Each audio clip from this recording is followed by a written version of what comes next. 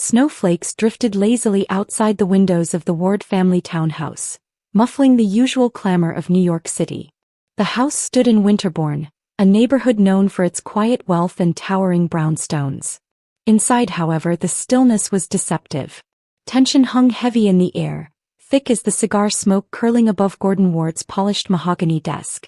"You cannot be serious, Dad," Elena said, her voice strained but controlled. She stood stiffly across from him, fists clenched by her sides.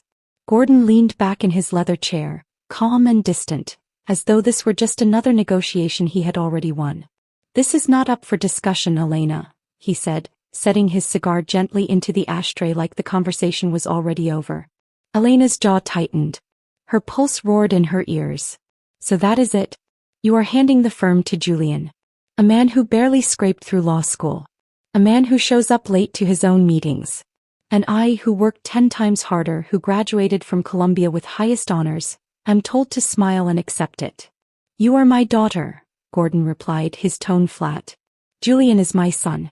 Ward and Partners is his to inherit." Elena stared at him, barely believing what she was hearing. "Because he is your son? That is your justification?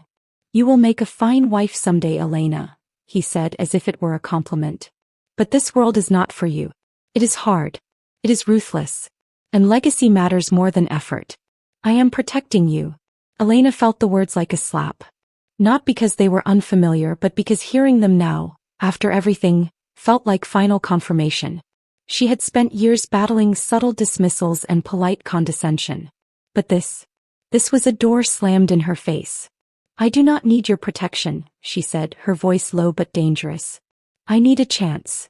"You have had your chance," Gordon said. "And it ends here." That night, Elena walked the halls of the house like a ghost. Her mother, Cecilia, found her packing in silence. The older woman clutched a silk robe tighter around her frail frame and asked quietly, "Where will you go?"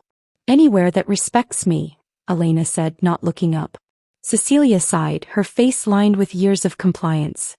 "You are just like your father. You do not know how to let things be." Elena paused, then turned to face her. "No, I'm not like him. That is why I am leaving." By morning, Elena stood on the sidewalk with a single suitcase. Snow had covered the world in white, but her path felt colder than the wind.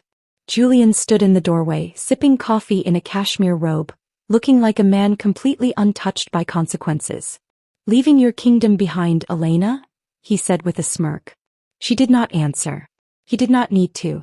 The quiet slam of the taxi door spoke for her. For the first time in her life, Elena Ward walked away from the empire that bore her name. 1 week later, she sat nervously in the glass-walled conference room of LeClaire and Sloan, a lean and agile firm known more for courtroom wins than family pedigree. Simon LeClaire, the founding partner, reviewed her resume silently. When he looked up, his expression was unreadable. "You are Gordon Ward's daughter," he said at last. "Yes," Elena replied. "And you are here asking me for a job." "I am asking to be judged on my ability," she said. "Not my name." Simon leaned back and nodded. "Good. Because names do not mean anything here. Only results do." That afternoon, Elena walked out with a job. It was not her father's empire, but it was a place that saw her. Not the legacy, not the gender, not the expectations. Just her. But even in the warmth of that first victory, she could not ignore the voice in the back of her mind. The one that whispered what it always had. "You will have to fight twice as hard for half as much." Still, she was ready. She had walked away from everything to prove she could build something better. And Winterbourne had not seen the last of her. Not yet. The office at LeClaire and Sloan was far from opulent. No velvet chairs, no imported paintings. Instead, there were sleek desks, buzzing fluorescent lights, and a quiet intensity that pulsed through every corridor. Elena Ward thrived in it. For the first time in her life, her work spoke louder than her last name. She filed motions, drafted arguments, and stayed past midnight more often than not. Her fingers grew calloused from typing, her eyes strained from the screen's glow, but her reputation inside those glass walls began to form. Swift, precise, fearless. Simon LeClaire noticed. In meetings, he deferred to her. In cases, he assigned her the filings that mattered. Elena had never been the kind of person who needed praise. But now, when she passed colleagues in the hallway and they nodded with quiet respect, Something within her stitched back together. It had been 3 months since she left Ward and Partners. She had not heard a word from her father. Julian had unfollowed her on social media like a sulking teenager. Cecilia sent her a single text that read, "I hope you are eating enough." That was the only thread still dangling between her and the house in Winterbourne. Then came the morning that changed everything. "Elena," Simon said, standing at her door, "can you join me for a moment?" She followed him down the hall to a closed-door conference room. Inside sat a man in a pressed navy suit, his hands folded neatly. A tech entrepreneur, young, sharp-eyed, and clearly angry. He wasted no time. "I want to sue Ward and Partners," he said. Elena felt her throat tighten, but her face remained still. Simon folded his arms. "They bungled a contract dispute for his company. Millions in damages. The evidence is messy, but there's enough to take it to court. It's a risk. And I need my best litigator to run point." He looked at her with quiet intent. The meaning between the lines was unmistakable. "I want you to lead this," Simon said. "You know how they operate. You know their tactics. No one else is more equipped." Elena's heart thundered in her chest. She stared at the file in front of her, the familiar logo stamped in black on the front. Ward and Partners. "They'll know it's me," she said quietly. "Let them," Simon replied. She asked for 24 hours to decide. That night, sleep evaded her. She walked her apartment barefoot, listening to the hum of the city below. She thought of her father's voice, the one that had dismissed her with such calm finality. She thought of Julian's smirk, so confident in his unearned crown. And then she thought of her younger self, sitting at the long conference table at Ward and Partners, doodling trial notes in the margins of her notebooks while waiting for her father to finish meetings. Now she had the chance to return. Not as an heir. Not as a guest. As an opponent. The next morning she walked into Simon's office and placed both hands on his desk. "I will take the case," she said. Winterbourne would never be the same. Preparation consumed her for the next 2 weeks. She studied every line of the case, traced emails, checked timestamps, reconstructed timelines. Every day that passed, her confidence sharpened. Julian had signed off on the disputed documents himself. The damage was real, the case credible, and the defense team would have to twist themselves into knots to deny it. When the litigation schedule arrived, the date sent a chill through her spine. The first proceeding would be held in courtroom 9, the same courtroom where her father had once received a standing ovation for dismantling a corporate giant. Now Elena would walk through those same doors to fight him. Simon handed her the court schedule with a quiet nod. "This is yours now." The morning of the hearing, Elena stood before the mirror in her apartment. Her black suit was tailored perfectly, her hair pulled back in a clean bun. She adjusted her collar, checked her cuffs, then held her gaze. "You belong here," she whispered. When she stepped into courtroom 9, every detail hit her at once. The polished oak panels, the soft echo of footsteps, the cold metal of the bar gate. Then she saw them. Gordon Ward. Julian Ward. Both seated at the defense table. Julian's mouth twitched into something between disbelief and smug amusement. Gordon's face did not move at all. But Elena saw the flicker. Just a flicker. The recognition. The shift in posture. The father realizing that the daughter he cast aside was now sitting across from him. As the judge entered, Elena rose. Calm. Focused. The courtroom quieted. The battle had begun. She did not tremble. Not once. The courtroom had always felt sacred to Elena. It was the one place where words mattered more than lineage, where facts could overpower legacy. But today that illusion cracked just slightly. Across the aisle sat the man who taught her how to win an argument before she ever stepped into law school, and beside him her brother, lounging like he owned the air between them. Julian leaned back in his chair with theatrical ease, whispering something to their co-counsel, a senior partner Elena recognized as Malcolm Ridge. The old firm had sent their heaviest armor. That was expected. What caught her attention was how Julian flipped through the case files, barely reading, as if the entire trial were a game of appearances. It was not arrogance. It was immunity. The kind of detachment only a man raised without consequence could wear. Elena opened her folder, laid out her first exhibits, and waited for the judge to begin. "Ms. Ward," Judge Patel said, glancing down at her notes, "you are leading for the plaintiff?" Yes, Your Honor, Elena replied, her voice steady. And for the defense? Julian Ward, he said, rising with a smile that did not reach his eyes. And Malcolm Ridge, representing Ward and Partners. Elena did not react. But the moment his name echoed across the courtroom, something in her stomach coiled. The firm still carried their family name. And now that name stood as her opponent.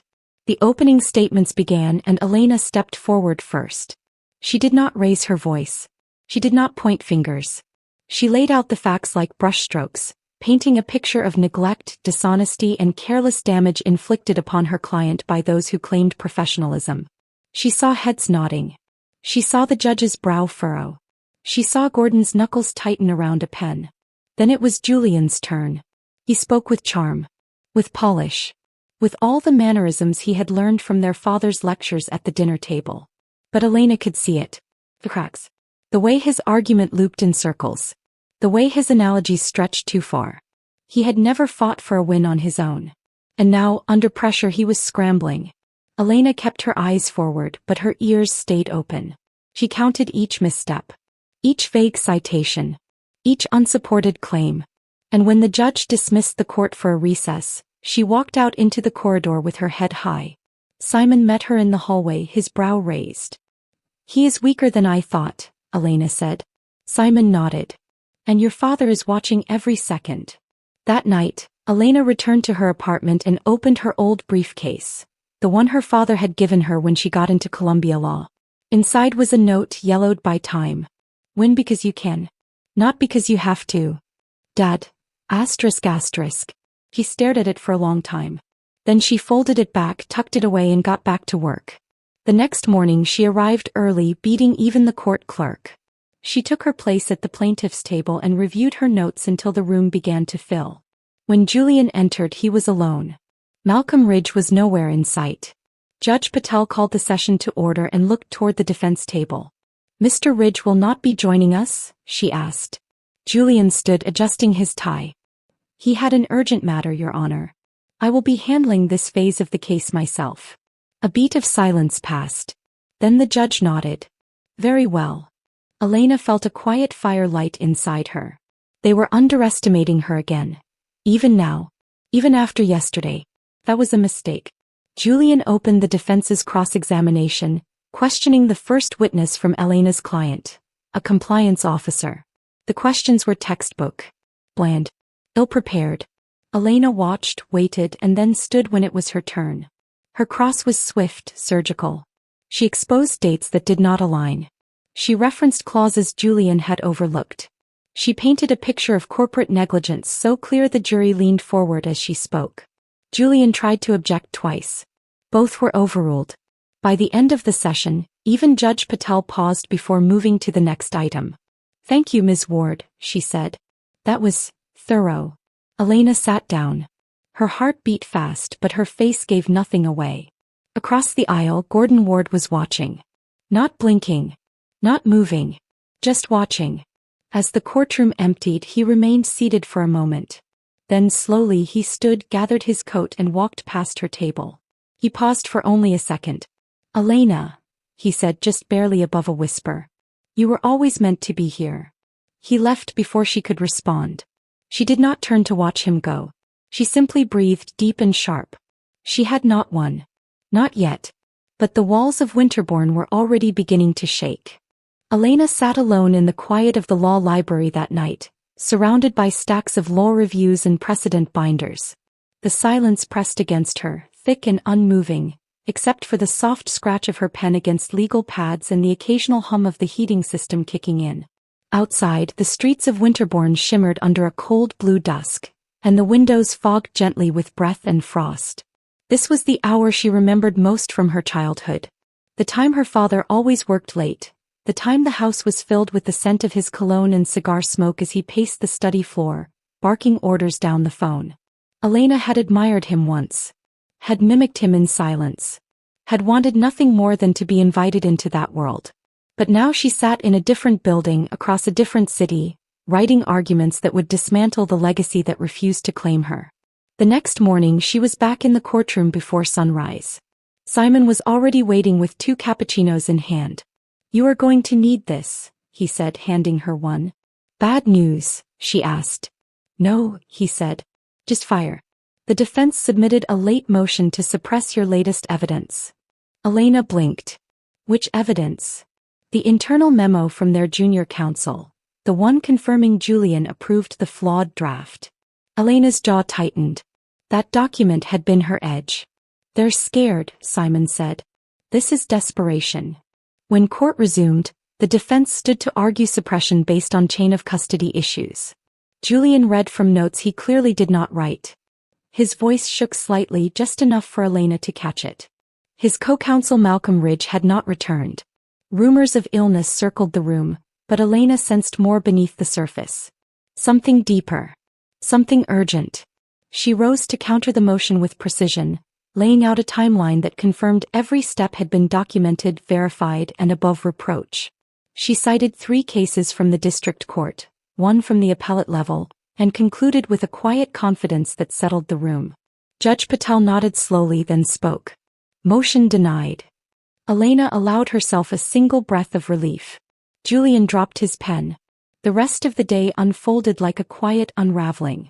One witness after another chipped at the defense's case. Each deposition Elena conducted added a crack to the veneer of control Ward and partners once held. He could feel the tide turning. The jury listened now with eyes wide. The judge no longer masked her skepticism toward the defense's answers. But victories came with a price. That evening, as Elena stepped outside into the cold, her phone buzzed. Unknown number. She answered. Elena, came her mother's voice, soft, hesitant. She froze on the sidewalk. Mom. I heard from your father. About the trial. About what you're doing. Elena's heart ached at the sound of her mother's voice. For a moment she could almost see her, hands folded in her lap, sitting beneath that old oil painting in the parlor, voice lowered so no one else in the house could hear. I did not know, Cecilia whispered. I did not know how much you were hurting when you left. Elena stood in silence, snowflakes catching in her hair. You deserved better, her mother continued. From all of us. There were no apologies. Not really. But there was something else. A crack in the long-standing silence. And that was something Elena had stopped hoping for. I am doing what I need to do, Elena said softly. I know, her mother replied. And I am proud of you. Even if your father cannot say it. Elena pressed the phone to her ear, eyes closed. Thank you, she said. After the call ended, Elena lingered outside for a long time, watching people pass, their scarves pulled tight, their cheeks red from the wind. Somewhere in the distance, a church bell tolled. She looked up at the city lights and wondered if the firm, if the family, would ever look the same again after this was over. Back in court the next day, the defense began to falter visibly. Julian flubbed an objection. He stumbled over a document name. The opposing bench whispered behind their clipboards. And then something unexpected happened. During a midday break, Gordon Ward approached Simon in the hallway outside the courtroom. Elena, returning from the restroom, saw them standing together under the archway near the elevators. She ducked back before they noticed. I made a mistake, her father said. She was always the one meant to lead. I see it now. Then say it to her, Simon replied without pause. Gordon hesitated. Not here. Not yet. When Elena re-entered the courtroom, she pretended not to notice the flicker of conflict in her father's eyes. He sat straighter, more alert. He leaned toward Julian during testimony, whispering frantic corrections. But it was too late. The foundation of their defense had cracked wide open. And Elena? She was just getting started. The tension inside courtroom 9 felt different now. The energy had shifted. The power that once radiated from the defense table, carried by a family name that had intimidated and silenced lesser opponents, was dimming. Even the court reporter glanced more often toward Elena than the opposing bench. Julian's confidence was unraveling thread by thread, while Gordon Ward sat beside him, silent and increasingly pale beneath the courtroom lights. Elena stood with her shoulders squared, reciting her cross-examinations like poetry carved in steel. She dissected financial inconsistencies and pointed to signature blocks where Julian had recklessly approved flawed contracts. Her tone never rose. Never needed to. Her evidence spoke louder than any voice could. Julian tried to object midway through one testimony. Judge Patel gave him a glance of irritation. Overruled, she said flatly. Julian sat down too quickly, knocking his chair against the table behind him. Every move now exposed his lack of preparation. The jurors began to look at him the way a classroom watches a student fail an oral presentation. Awkward, polite, slightly embarrassed. That afternoon, Simon pulled Elena aside as the court recessed. "He is done," he said. "Another day like this and they will have no choice but to settle." Elena gave a curt nod, but her eyes were drawn back to the defense bench. Her father had not looked at her once all day. Not when she presented evidence. Not when she dismantled Julian's claims. Not even when the judge complimented her clarity on record. But as she packed her briefcase, she noticed something. He was holding the same leather portfolio he had used for decades. It was worn at the edges, and the initials engraved into the corner had faded. He clutched it like it was the last shield he had left. That night, Elena returned home to find an envelope slid under her apartment door. It had no name. No return address. Inside was a single sheet of paper. A court memo. It outlined a scheduled motion, something the defense had quietly filed under a procedural loophole. It aimed to delay the trial for weeks, possibly months. The move was desperate but clever. If granted, it could wear down Elena's client. Break their momentum. Force them into a weaker negotiation. She turned the page over. No notes. No explanation. Only a red marker line across the top margin. He will always play dirty. Be ready. Her heart pounded. Was it from someone inside Ward and Partners? An anonymous clerk? A former associate? Or was it from someone closer? She folded the paper, tucked it in her desk drawer, and stared out the window at the falling snow. The next morning, before proceedings resumed, she requested a sidebar with Judge Patel and presented the suspicious filing before the court officially entered it into discussion. The judge raised an eyebrow. "How did you obtain this?" "I received it anonymously," Elena said carefully. "But the contents are accurate. And intentionally misleading." Judge Patel frowned and excused herself to confer privately with her clerks. 15 minutes later, she returned to the bench. "Defense's motion to delay is denied. And I will be reviewing whether sanctions are appropriate for the manner of submission." Julian's face flushed red. Gordon said nothing. The trial pressed forward with renewed force. Elena called her next witness, a former junior partner from Ward and Partners who had quietly resigned just weeks before the trial. "I left because I saw the patterns," the woman said clearly. "Rushed filings. Ignored flags. Approvals signed by Julian Ward without full reviews. I raised concerns. I was told to drop it." "By whom?" Elena asked. She paused. "By Mr. Gordon Ward himself." The courtroom went still. Elena glanced toward the defense table. Gordon looked as though the wind had been knocked from his chest. Julian looked like a child hiding behind a desk. It was the first time Gordon reached for water and his hands shook as he poured. That evening, Simon sat across from Elena in their firm's common room, the sound of typing and distant phones filling the space behind them. "You knew this would come to light," he said. "But not this way." Elena nodded. "I prepared for a trial. Not whatever this is becoming." "It's becoming justice," Simon said softly. "Justice with a personal cost." She leaned back in her chair, exhausted. "He taught me to fight," she whispered. "And now I have to use it all against him." Simon didn't respond for a while. Then finally he said, "That is why you're winning." When Elena returned to her apartment, another envelope was waiting under the door. This one bore a name. Cecilia Ward. Inside a letter. Handwritten. "My dearest Elena. I don't know if you'll read this. But I wanted you to know, what you are doing is brave.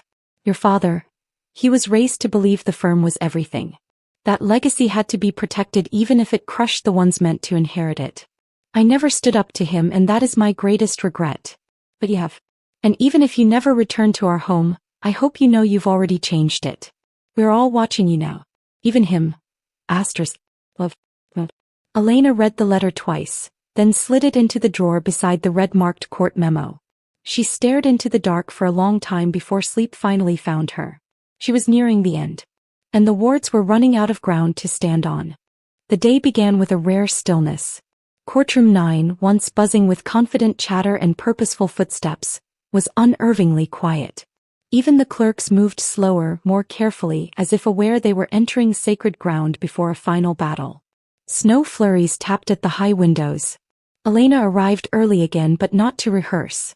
She knew her case by heart now. Today she was here to watch the opposition fall apart.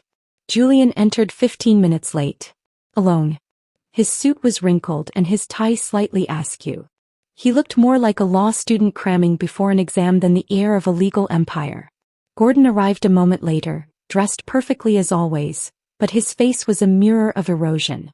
The foundation of Ward and Partners was no longer cracking. It was crumbling.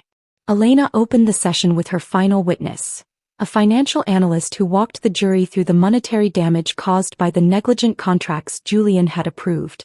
The numbers were precise, staggering, and indisputable. She did not need to embellish. When Julian stood for his cross, he barely lasted 5 minutes before stumbling into a contradiction. Elena resisted the urge to smile. She simply sat back, pen resting between her fingers, watching as he realized he had walked straight into a trap of his own making. The judge stopped him mid-question. "Counsel, please clarify. Are you suggesting that your signature was forged?" Julian blinked. Oh, Your Honor. I misspoke." Judge Patel sighed. "Then move on." The jury shifted uncomfortably. Some glanced at each other. One scribbled something quickly on their notepad. When the session broke for lunch, Elena stepped into the hallway expecting the usual routine. Simon with a coffee, a moment to breathe. But today Simon was not alone. Gordon Ward stood beside him. He turned as Elena approached, his eyes meeting hers without deflection. "Can we talk?" he asked quietly. Elena looked to Simon. He gave a slight nod and stepped away. Gordon folded his hands in front of him, the same way he used to before lecturing junior associates. But this time he hesitated. He looked older than she remembered. Smaller somehow. "I've been watching you," he said. "You are remarkable." She said nothing. "I told myself for years that legacy was about sons. That I had to pass the firm to Julian no matter how unprepared he was. Because that's what was done. That's what my father did. And his father before him." He swallowed hard, his voice raw. "I failed you." Elena's throat tightened, but she kept her face composed. "Why are you telling me this now?" she asked. "Because it's almost over," he replied. "And once this ends, I won't have the right to say it anymore." He reached into his coat pocket and pulled out a folded piece of paper. "I wrote this weeks ago," he said. "Before the trial even started. I didn't know if I would give it to you. I thought maybe you'd fail. Maybe you'd back down. But you didn't." She took the paper but didn't open it. "I don't expect forgiveness," Gordon said. "But I needed to tell you, you were always the strongest one. I was just too blind to see it." He walked away without waiting for a reply. Back in the courtroom, the jury returned looking grim. The judge resumed proceedings with little ceremony. Julian fumbled his notes. Gordon sat silently, offering no input, no defense. Elena's closing argument came quietly without theatrics. She stood before the jury and let the facts speak.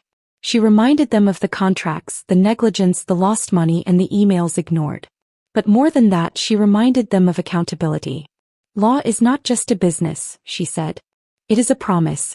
One that must be honored. Even when it is inconvenient. Especially when it is." When she sat down, Simon whispered, "That was enough." Julian's closing felt hollow. He offered apologies masked as explanations, but his voice lacked the depth needed to recover from weeks of exposure. He looked not at the jury but at his father. And when Gordon did not return his glance, Julian hesitated, then continued, weaker than before. When court adjourned for the day, the jury would begin deliberation. Elena packed her things slowly. She had waited for this trial her whole life. And now it was nearly done.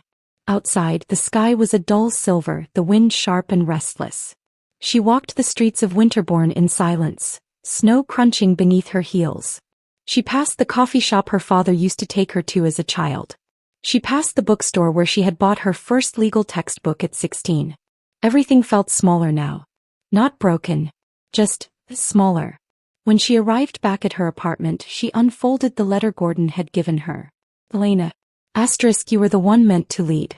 I should have said that years ago. Maybe it would have changed everything. Maybe not. But if there's a way to rebuild this, whatever this is, I want to try. Asterisk. If not for the firm, then for the part of me that is still your father. She folded it carefully, tucked it into the back of her journal and sat down by the window. The trial would end tomorrow. But something else, something bigger, was just beginning to stir. The morning of the verdict arrived with a sky so overcast it seemed like the world itself was holding its breath. The courthouse stood solemn under the weight of winter, its stone pillars streaked with frost. Inside courtroom 9, there was a strange hush, like even the walls were listening. Every seat was filled. Colleagues from other firms. Reporters. Observers drawn by the spectacle of a family collapsing under the pressure of truth. Elena Ward entered the courtroom with a quiet calm. She wore a black suit with a navy blouse. Simple, strong, unshakable. Her hair was pulled back, her eyes clear. Simon walked beside her, saying little. There was nothing left to prepare. The arguments had been made. The facts had been laid bare. Across the room, Julian fidgeted at the defense table, tugging at his collar, his leg bouncing under the table. Gordon sat motionless, eyes straight ahead, his portfolio unopened. The judge entered and the room rose. "Ladies and gentlemen of the jury," she said after the formalities, "have you reached a verdict?" The foreperson, a middle-aged woman in a burgundy scarf, stood. "Yes, Your Honor, we have." Elena exhaled slowly. "In the matter of Harrow Technologies versus Ward and Partners, we find in favor of the plaintiff." A pause followed. Then quietly she added, "We award damages in the amount of $12 million. A wave of murmurs rippled through the gallery. Julian's head dropped forward slightly. Gordon closed his eyes just for a second, then opened them and stared ahead again. Elena did not smile. She did not cry. She sat perfectly still, absorbing the moment in full. The judge thanked the jury and dismissed the court. As people began to gather their things, the room erupted in whispers and rustling. Reporters stood by the exits, ready to pounce with questions. But inside the stillness of her own body, Elena heard only silence. Simon turned to her. "You did it." She nodded. "We did." "No," he said softly. "You did." Outside the courthouse, the wind bit at her cheeks. Camera flashes erupted as she stepped down the steps, her client at her side, visibly emotional. He shook her hand and said something about justice. About rebuilding. About second chances. But Elena barely heard him. Her ears were filled with the roar of her own heartbeat. Back at the office, her team had prepared a quiet celebration. Champagne in paper cups. A small cake. Applause when she walked through the door. Simon raised his cup. "To Elena Ward," he said. "For fighting the battle no one else could have fought and winning it." The team echoed the toast. Elena lifted her cup with a grateful smile. But later, when the lights dimmed and the office cleared out, she stood alone at the window of her office, looking out over the city. The courthouse was barely visible in the distance. She placed her hand on the glass, breathing in the silence. Her phone buzzed. A single message. From Cecilia Ward. He's in his study. He has not spoken since the verdict. But he left the door open. Elena stared at the screen for a long moment, then set it down. She was not ready to walk through that door. Not yet. The next day, Ward and Partners issued a formal apology to the client. The board released a statement indicating an internal restructuring would take place. Malcolm Ridge announced his early retirement. And rumors began to swirl that Gordon Ward would step down within the month. Julian was seen leaving the building with a box of personal items. No press conference. No comment. Elena spent her morning reviewing new cases, sipping coffee in the corner of her office. When Simon entered with a sealed envelope, she barely looked up. "It's from the firm," he said. "The one you just defeated." She opened it. Inside was a letterhead she had once dreamed of seeing her name on. To Ms. Elena Ward. We extend our professional respect and acknowledgement for your performance in Harrow vs. Ward and Partners. The board recognizes your exceptional ability and wishes to open a dialogue about future leadership opportunities, should such interest exist. She read it twice. Then folded it quietly and placed it in her drawer beside her father's handwritten letter and her mother's note. He turned to Simon. "They're offering the crown. After I broke it." He raised an eyebrow. What do you want to do? She smiled, but it did not reach her eyes. I want to think. She spent that evening walking the streets alone. Past the old buildings of Winterbourne. Past the cafes and galleries and bookstores that had shaped her as much as any classroom. She thought of her father sitting silently in his study, surrounded by silence. She thought of Julian, forced to reckon with a life handed to him but never earned. She thought of her mother, gentle and quiet, finally watching her daughter rise. And she thought of herself, standing at the center of a storm she had weathered alone. She had won. And yet the victory felt less like an ending and more like a beginning she had not yet defined. As she reached her apartment door, she looked back once at the snowy street. Winterbourne would never see her the same again. And neither would she. A week passed. The city slowly thawed under a pale winter sun, but Elena Ward remained unmoved. Despite the firm's formal invitation to open a dialogue, she had neither responded nor hinted at her intentions. The press speculated endlessly. Articles floated across legal publications, calling her a rising star, a disruptor of dynasties, the woman who unseated her own family. But Elena ignored them all. Instead, she buried herself in new case files, choosing silence over celebration. She had scaled the summit she once believed unreachable. And yet, at the top she found not triumph, but emptiness. Each morning she sat in her office at Leclerc and Sloane, the sun cutting through the blinds, casting striped shadows on the floor. Her team moved around her with renewed respect, their glances filled with admiration. But Elena's eyes often drifted toward the corner drawer of her desk. The one holding 3 letters, her father's apology, her mother's confession, and the offer from the firm that once rejected her. On Friday, Simon entered her office without knocking. He closed the door and sat down across from her. "You're not yourself," he said. Elena looked up, her face composed. "I'm fine." "No, you're not. And that's allowed." She said nothing. Simon leaned forward, elbows on his knees. "You fought a war no one expected you to win. And now they're offering you the throne you once begged for. So what's holding you back?" She turned away, her gaze drifting to the city skyline. "I don't know who I am without the fight," she whispered. Simon nodded slowly. "That's fair," he said. "But here's something to consider. Maybe it's not about choosing between peace and power. Maybe it's about choosing what kind of leader you want to be." Elena sat in silence long after he left. That evening she returned to Winterbourne for the first time in months. The townhouse looked the same. Tall, proud, untouched by time. But inside something had changed. The lights were dimmer. The air still. As if the house itself was holding its breath. Cecilia answered the door. Her face lit up, but she did not embrace Elena. She simply stepped aside and said softly, "He's in the study." Elena walked slowly through the hallway. Past the grand staircase. Past the portrait of her grandfather still hanging over the fireplace. Every step echoed with memories. The late-night lectures. The slammed doors. The soft arguments heard through walls. And now, finally, silence. The study door was open.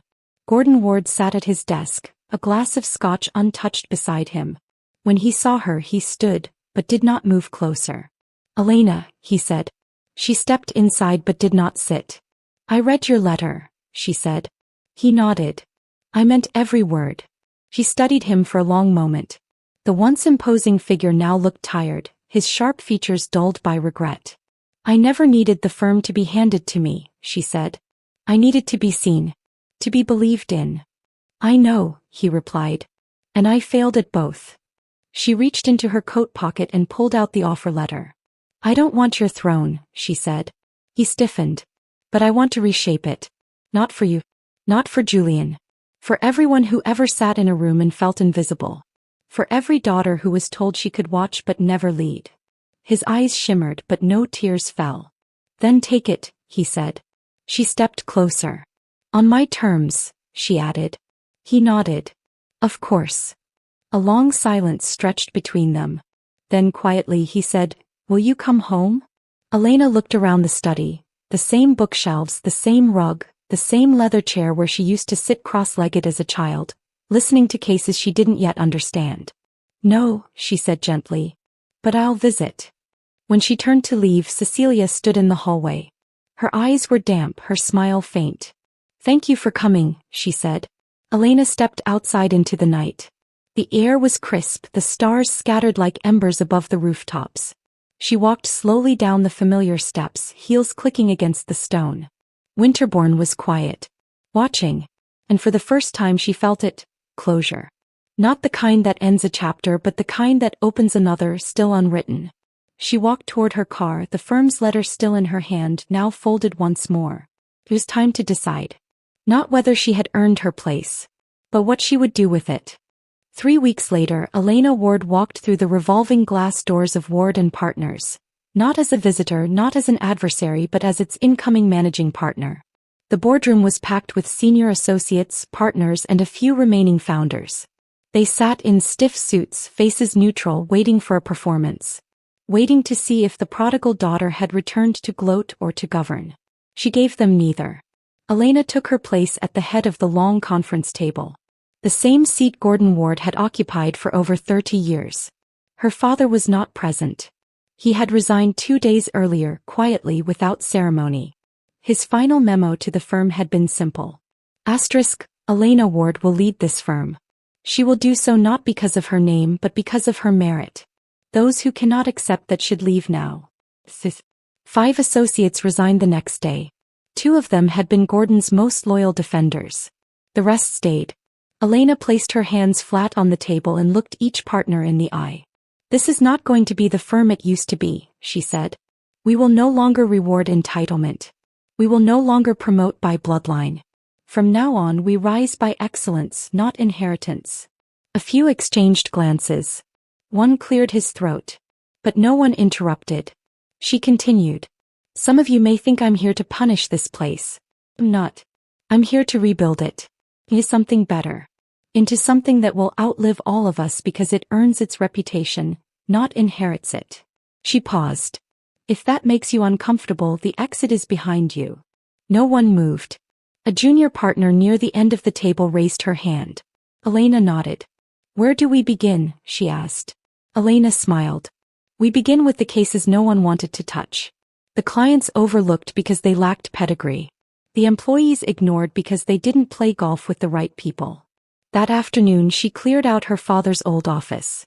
She kept the desk but removed every plaque and photo that symbolized power without humility. In their place she hung a single frame. Inside it was a quote from a judge she admired.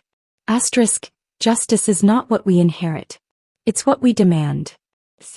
She sat at the desk and opened the first file. It was a civil rights case, one Gordon would have deemed too messy, too noisy, too political. She read through every page. Took notes. Scheduled meetings. This was her firm now. But she didn't do it alone. Simon visited weekly, advising when needed. Cecilia sent small care packages to the office. Nothing extravagant, just reminders that someone out there still watched with pride. Julian, as far as she knew, had taken a sabbatical. He sent a single message. I was wrong. But I'm trying. Elena did not reply. Weeks turned into months. Ward and Partners began to shift. The press stopped calling it a legacy firm and started calling it something new. Something evolving. Younger lawyers lined up at recruiting events, citing Elena's leadership as the reason they applied. And yet, beneath the growing success, there were nights when Elena felt the weight of the past pressing in. She would sit by her window, wine in hand, watching the city shimmer, wondering how much of herself she had traded to get here. One of those nights, she reopened the 3 letters in her drawer. Her mother's quiet courage. Her father's fractured remorse. And the board's sterile invitation. Together they painted a picture of everything she had endured, and everything she had overcome. But they did not define her. She picked up her pen and began writing a letter of her own. To the next woman who sits in this chair. You do not owe anyone your silence. You do not have to wait your turn. You do not have to inherit power to claim it. Let your work speak. Let your voice rise. And when they ask who gave you permission, she paused. Tell them you gave it to yourself. She signed it, folded it, and slipped it into the back of the same drawer. It was not an ending. It was an offering. For whoever came next. Spring settled over the city like a quiet promise. The skyline glittered in the late afternoon sun, casting golden reflections across the glass windows of Ward and Partners. Inside, the atmosphere had transformed. Desks once surrounded by hushed tension now buzzed with collaboration. Meetings opened with names, not titles. And when Elena Ward walked through the halls, she was no longer the outsider who broke the gate. She was the architect who rebuilt the house. But Elena knew the true test of power wasn't how you claimed it. It was what you protected with it. Her latest project was unlike anything the firm had taken on before. A class action suit filed by a group of underpaid female tech engineers across multiple startups.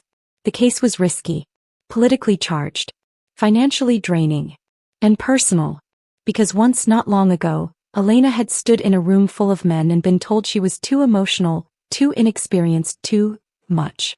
She wasn't just fighting for her clients now. She was fighting for her younger self. The courtroom was packed the morning she stood to deliver opening arguments. Journalists lined the benches, their cameras waiting. Her opponents smirked with polished indifference, flanked by billion-dollar corporate attorneys. But Elena was steady, composed. She looked the jury in the eye and began not with numbers but with a story. "Imagine being brilliant," she said. "And invisible. Imagine writing code that powers millions of devices, and being paid half of what your male colleague earns. Imagine raising your hand only to be told you're not a team player. Imagine watching someone else take credit for your work, and your silence." She let the words hang. Not with dramatics but with quiet certainty. "Now imagine saying enough."